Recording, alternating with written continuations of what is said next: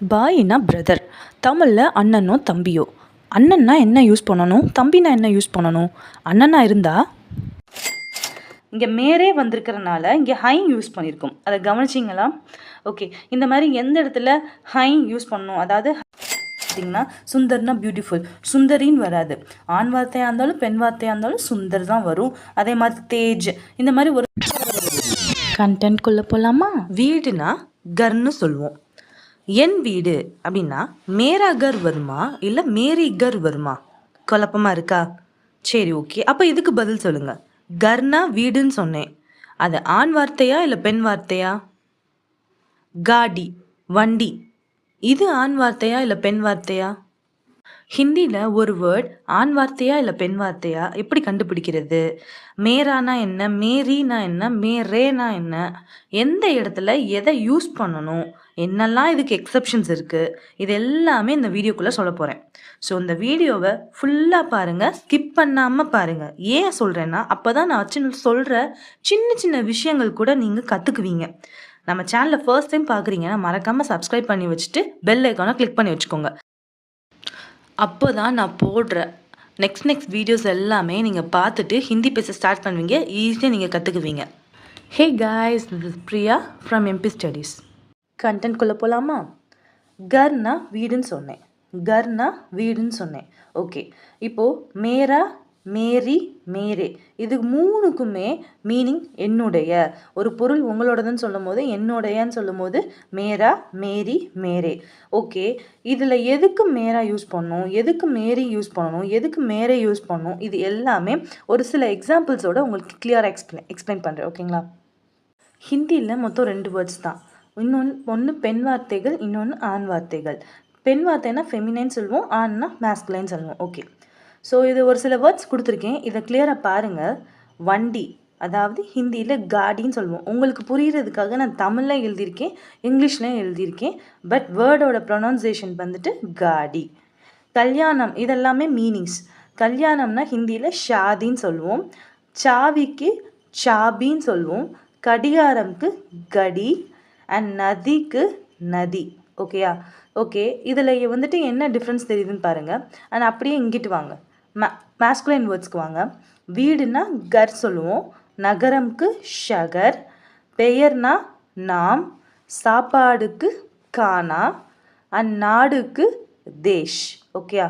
So இது ரெண்டையுமே compare பண்ணி பாருங்கள். பார்த்தா உங்களுக்கு என்ன டிஃப்ரென்ஸ் தெரியுது சொல்கிறேன்.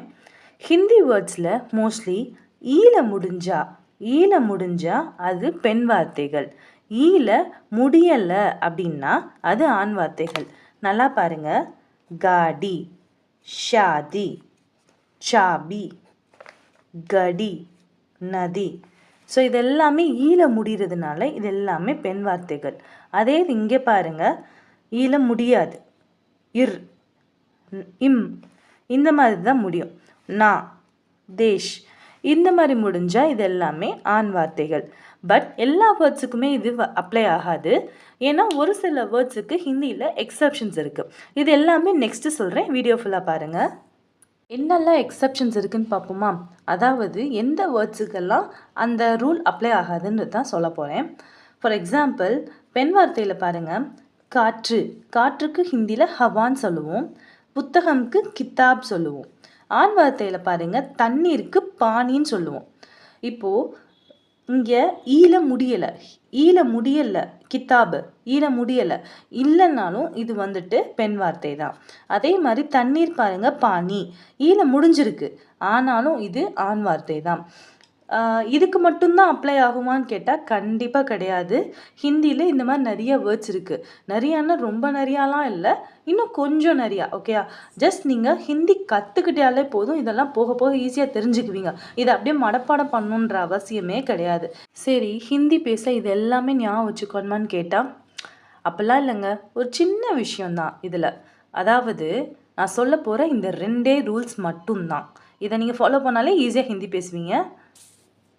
இந்த வீடியோவை இன்னும் நீங்கள் பார்த்துட்டு இருந்தீங்கன்னா கண்டிப்பாக நீங்கள் ஹிந்தி பேச ஆசைப்படுறீங்கன்னு நினைக்கிறேன். ஸோ ஸ்போக்கன் ஹிந்தி ஈஸியாக கற்றுக்குவீங்க, ஈஸியாக பேச ஸ்டார்ட் பண்ணுவீங்க.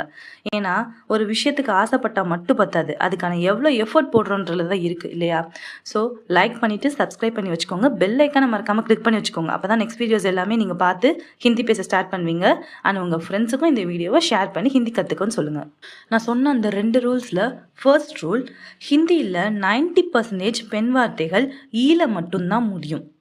அண்ட் செகண்ட் ரூல், மோஸ்ட்லி ஹிந்தியில் அதிகமான வார்த்தைகள் ஆண் வார்த்தைகளாக தான் இருக்கும். ஓகேயா? ஸோ மோஸ்ட்லி ஒரு வேர்ட் ஈல முடிஞ்சால் அது பெண் வார்த்தைன்னு அசியூம் பண்ணிக்கோங்க, ஈல முடியலைன்னா அது ஆண் வார்த்தைன்னு அசியூம் பண்ணிக்கோங்க. ஆல்ரெடி சொன்ன மாதிரி இதுக்கு சில எக்ஸப்ஷன்ஸ் இருக்குது. நீங்கள் ஹிந்தி கற்றுக்க இதெல்லாமே ஈஸியாக புரிஞ்சுக்குவீங்க. ஓகேயா? இப்போது இவ்வளோ நேரம் நம்ம ஹிந்தியில் எது ஆண் வார்த்தைகள் எது பெண் வார்த்தைகள்ன்றதை கண்டுபிடிக்கிறது பார்த்தோம். ஃபார் எக்ஸாம்பிள் இதெல்லாம் பெண் வார்த்தை அப்படின்றத கண்டுபிடிக்கிறது பார்த்தோம் இல்லையா? இப்போது என்னுடையன்னா ஹிந்தியில் என்ன சொல்லி கொடுத்தேன்? மேரா, மேரி, மேரே, இது 3 வரும்னு சொன்னேன். ஸோ எந்த இடத்துல மேரா வரும், எந்த இடத்துல மேரி வரும், எந்த இடத்துல மேரே வரும்ன்றது தான் இப்போது கிளியர் எக்ஸ்ப்ளனேஷனோட எக்ஸாம்பிள்ஸோட இப்போ நம்ம பார்க்க போகிறோம். ஃபர்ஸ்ட்டு பெண் வார்த்தைகளுக்கான எக்ஸாம்பிள் சொல்லியிருக்கேன். இது எல்லாமே உங்களுக்கு சொன்னேன் இல்லையா? பெண் வார்த்தைகள்னு காடி, ஷாதி, சாபி. ஸோ பெண் வார்த்தைக்கு முன்னாடி மேரி வரும்.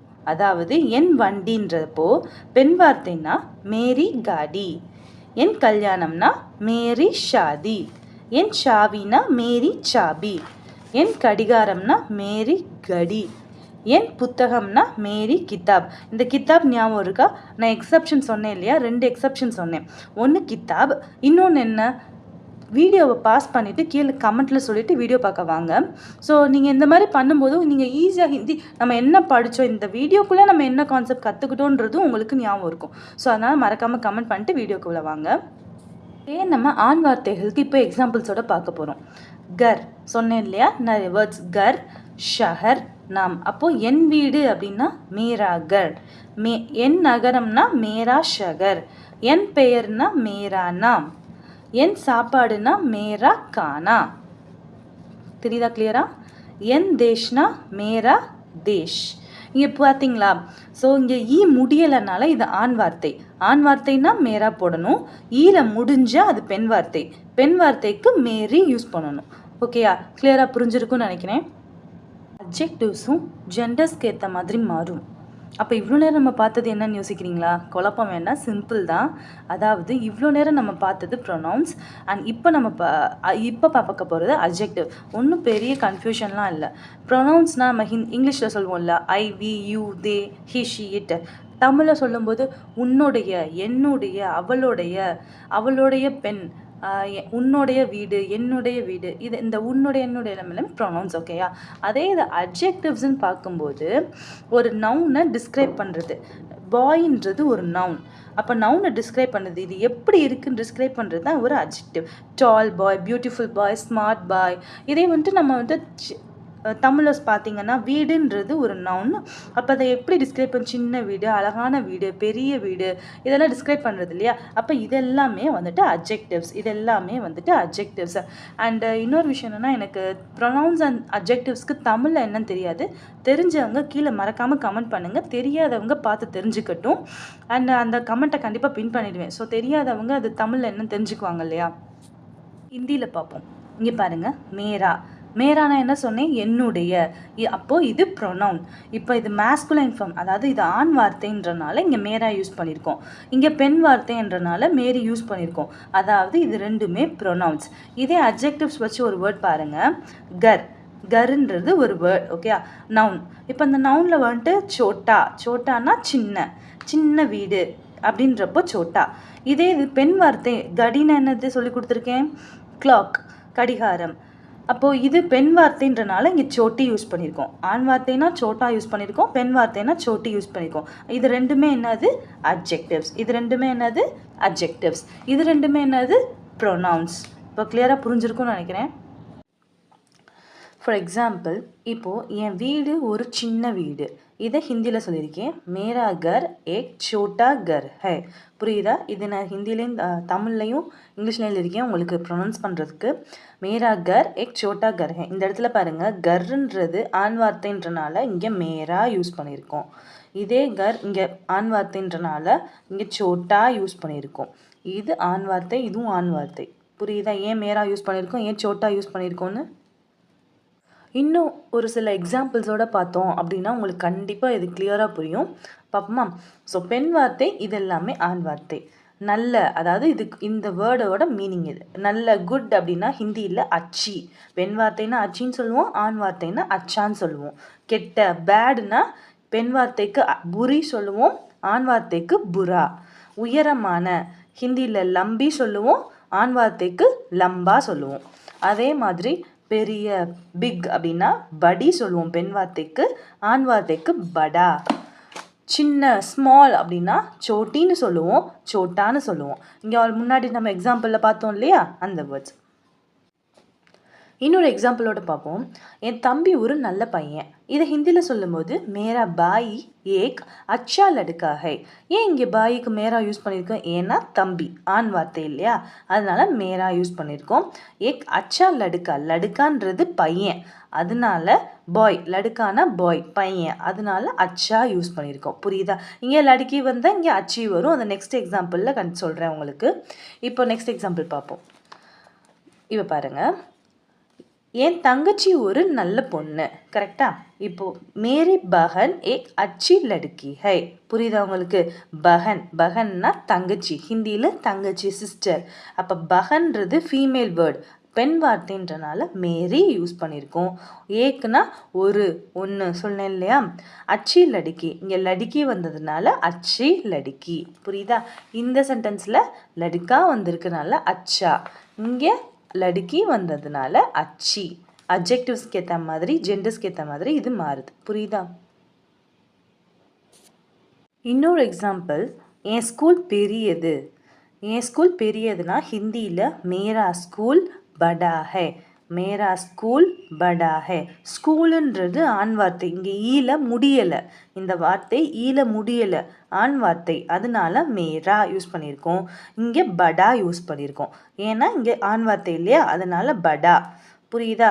இங்கே பெண் வார்த்தை இருந்தால் இங்கே படி வந்திருக்கும், இங்கே ஆண் வார்த்தைன்றனால படா யூஸ் பண்ணிக்கோ. ஸோ ஸ்கூலுன்றது ஆண் வார்த்தை, அதனால மேரா யூஸ் பண்ணியிருக்கோம், இங்கே படா யூஸ் பண்ணியிருக்கோம். இப்போது இந்த சென்டென்ஸை பாருங்கள். என் வண்டி சின்னது. மேரி காடி சோட்டி ஹை. மேரி காடி சோட்டி ஹை. இப்போ அந்த காடின்றது பெண் வார்த்தை, அதாவது ஈல முடிஞ்சிருக்கு அப்படின்றனால மேரி யூஸ் பண்ணியிருக்கோம். ஆனால் அட்ஜெக்டிவ்ஸில் சோட்டி யூஸ் பண்ணியிருக்கோம். என் நாய் உள்ளியாக இருக்கிறது. இதை எப்படி ஹிந்தியில் சொல்கிறது? மேரா குத்தா பத்தலா ஹை. மேரா குத்தா பத்தலா ஹை. குத்தான்னா நாய், ஞாபகம் வச்சுக்கோங்க. இப்போ இது வந்துட்டு ஆண் வார்த்தை, ஏன்னா ஈல முடியலை அப்படின்றப்போ ஆண் வார்த்தைன்றனால இது மேரா வரும். அண்ட் பத்தலா, ஒல்லியாகன்றதுக்கு ஹிந்தியில் பத்தலா. பத்தலா ஏன் வந்துச்சு? ஏன்னா குத்தான்றது ஆண் வார்த்தைன்றனால பத்தலா யூஸ் பண்ணியிருக்கோம். நெக்ஸ்ட் சென்டென்ஸ் பார்ப்போமா? என் பூனை குண்டாக இருக்கிறது. குண்டாகன்றதுக்கு ஹிந்தியில் மோட்டி. அப்போது மேரி பில்லி மோட்டி ஹை. மேரி பில்லி மோட்டி ஹை. பில்லின்றது ஈல முடிஞ்சதுக்கு அப்போ இது என்னது? நீங்கள் சொல்லுங்கள். பெண் வார்த்தை. எஸ், பெண் வார்த்தைன்றனால இங்கே என்ன யூஸ் பண்ணியிருக்கோம் சொல்லுங்கள்? மேரி. அதே மாதிரி அட்ஜெக்டிவ்ஸ் என்ன யூஸ் பண்ணியிருக்கோம்? மோட்டி. மோட்டா யூஸ் பண்ணலை, ஏன்னா இது பெண் வார்த்தை, அதனால் மோட்டி யூஸ் பண்ணியிருக்கோம். ஓகேயா? புரிஞ்சிருக்குன்னு நினைக்கிறேன். அட்ஜெக்டிவ்ஸில் ஒரு சில வேர்ட்ஸுக்கு எல்லாமே ஜெண்டர்ஸ்க்கு ஏற்ற மாதிரி மாறாது. ஃபார் எக்ஸாம்பிள், இப்போ ஆண் வார்த்தைனா படா யூஸ் பண்ணுறோம், பெண் வார்த்தைனா படி சொல்கிறோம் இல்லையா.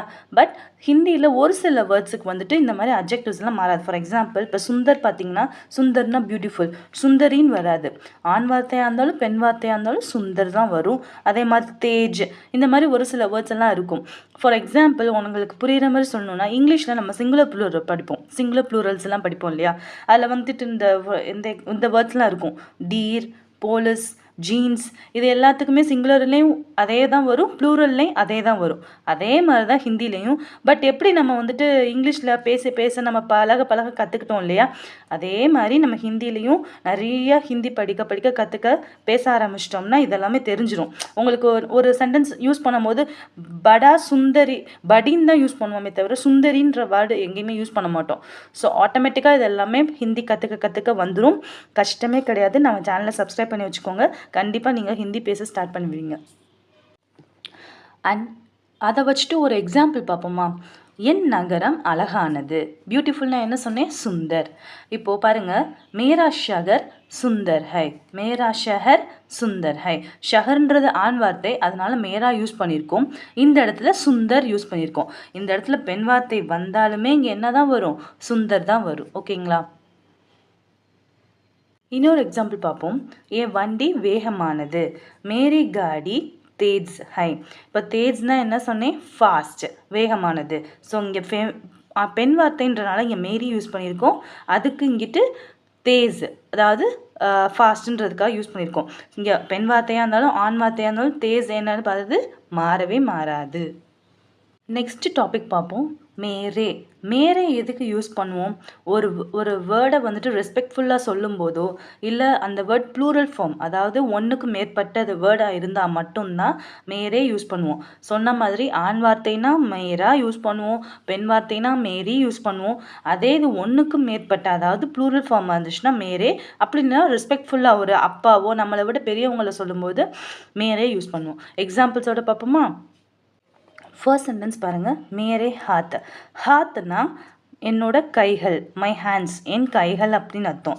ஸோ ஹாத் ரெண்டு கையை சொல்கிறதுனால மேரே, மேரே யூஸ் பண்ணியிருக்கோம். பித்தாஜி, பித்தாஜின்னா அப்பா, நம்மளோட அப்பா. மேரே, மை ஃபாதர், என் அப்பா. பித்தாஜின்னு சொல்லும் போது மேரே யூஸ் பண்ணுவோம். தெரியுதுன்னு நினைக்கிறேன். மேரே கப்படே. கப்படேன்னா என்னது? மை கிளாத்ஸ், என்னோட ஆடைகள் அப்படின்னா கிளாத்ஸ். கிளாத்ஸுக்கு ஹிந்தியில் சொல்கிறது கப்படே. மேரே கப்படே, இங்கே ப்ளூரல் ஃபார்மாக இருக்கு. நெக்ஸ்ட் பாருங்கள், தோஸ்து. தோஸ்துன்னா என்னது? ஃப்ரெண்ட்ஸ், என்னோட ஃப்ரெண்ட்ஸ், என்னோட நண்பர்கள் அப்படின்னு சொல்லும்போது மேரே யூஸ் பண்ணுவோம். இப்போது ஒரு சென்டென்ஸோட பார்ப்போம், இன்னும் நல்லா கிளியராக புரியும் உங்களுக்கு. என் அப்பா ஒரு டாக்டர். ஹிந்தியில் எப்படி சொல்லுவாங்க? மேரே பித்தாஜி ஏக் டாக்டர் ஹை. புரியுதா? பித்தாஜின்ற வந்ததுனால இங்கே மேரே யூஸ் பண்ணியிருக்கோம். மேரே பித்தாஜி ஏக் டாக்டர் ஹை. நெக்ஸ்ட் ஒரு எக்ஸாம்பிளோட பார்ப்போமா? என் கைகள் சுத்தமாக இருக்கிறது. மேரே ஹாத் சாஃப் ஹை. மேரே ஹாத் சாஃப் ஹை. ஹாத்னா கைகள் சொன்னதுனால இங்கே மேரே யூஸ் பண்ணியிருக்கோம். சாஃப்னா க்ளீன், சுத்தமாக அப்படின்றப்போ சாஃப் ஹிந்தியில். ஓகே, சரி, இந்த சென்டென்ஸில் கவனிச்சிங்களா ஏதோ ஒரு டிஃப்ரென்ஸ் இருக்குன்னு? இங்கே மேரே வந்திருக்கிறனால இங்கே ஹை யூஸ் பண்ணியிருக்கோம். அதை கவனிச்சிங்களா? ஓகே, இந்த மாதிரி எந்த இடத்துல ஹை யூஸ் பண்ணணும், அதாவது ஹைக்கு மேலே ஒரு டாட் இருக்கும், இது வந்துட்டு ஹை சொல்லுவோம், இது வந்துட்டு ஹைங் சொல்லுவோம். ஸோ இந்த இடத்துல எதுக்கு டாட் வருது, எந்தெந்த வேர்ட்ஸுக்கெல்லாம் இது மாறும், இதெல்லாம் ரொம்ப பெரிய ரூல்ஸ் எல்லாம் இல்லை, சின்ன சின்ன ரூல்ஸ் எல்லாம். இதெல்லாம் நெக்ஸ்ட் வீடியோஸில் நான் கண்டிப்பாக அப்லோட் பண்ணுவேன். ஸோ சப்ஸ்கிரைப் பண்ணி வச்சுக்கோங்க, மறக்காமல் லைக் போட்டுருங்க. ஓகேயா? வெயிட் இன்னும் வீடியோ இன்னும் முடியலை. அண்ட் கைஸ், உங்களுக்கு இந்த வீடியோ கண்டிப்பாக பிடிச்சிருக்குன்னு நினைக்கிறேன், யூஸ்ஃபுல்லாக இருக்கும்னு நினைக்கிறேன். ஃபர்ஸ்ட் கண்டிப்பாக பிடிச்சிருந்தால் லைக் பண்ணிடுங்க, சப்ஸ்கிரைப் பண்ணி வச்சுக்கோங்க, உங்கள் ஃப்ரெண்ட்ஸுக்கும் இந்த வீடியோ ஷேர் பண்ணுங்கள். அண்ட் அதை விட முக்கியம், நான் சொல்ல போகிற இந்த டாஸ்க்கை மட்டும் பண்ணிட்டு போயிடுங்க. பிகாஸ் இவ்வளோ நேரம் ஒரு வீடியோ பார்த்துருக்கீங்க, இதுக்கான யூஸ் ஏதாவது இருக்கணும் இல்லை, இதுலேருந்து நீங்கள் என்ன கற்றுக்கிட்டீங்கன்னு தெரிஞ்சுக்கணும் இல்லையா? அதனால இங்கே பாருங்கள், நான் சொல்லிக் கொடுத்த அட்ஜெக்டிவ்ஸ் இங்கே இருக்குது. அச்சி, புரி, லம்பா, படா, இந்த மாதிரி ஆண் வார்த்தை அண்ட் பெண் வார்த்தை இருக்குது. இந்த அட்ஜெக்டிவ்ஸை வச்சு ஏதோ உங்களுக்கு பிடிச்சதை வச்சு ஆண் வார்த்தை இல்லைன்னா பெண் வார்த்தை முன்னாடி சொல்லி கொடுத்தேன் இல்லையா, அதையும் யூஸ் பண்ணி ஒரு சென்டென்ஸை ஃபார்ம் பண்ணி கீழே கமெண்ட்டில் சொல்லிட்டு போங்க. ஸோ நீங்களும் கற்றுக்கிட்டீங்கன்னு உங்களுக்கு ஒரு கான்ஃபிடென்ட் இருக்கும். ஓகேங்களா? நம்ம சேனலில் நிறைய வீடியோஸ் அப்லோட் பண்ணியிருக்கோம், தனியாக பிளேலிஸ்ட்டே போட்டு வச்சுருக்கோம். சேனலை செக் பண்ணி பாருங்கள். கீழே டிஸ்கிரிப்ஷனில் லிங்க் கொடுத்துருக்கேன், மறக்காமல் செக் பண்ணி பாருங்கள். And Tata, bye, see you in the next video.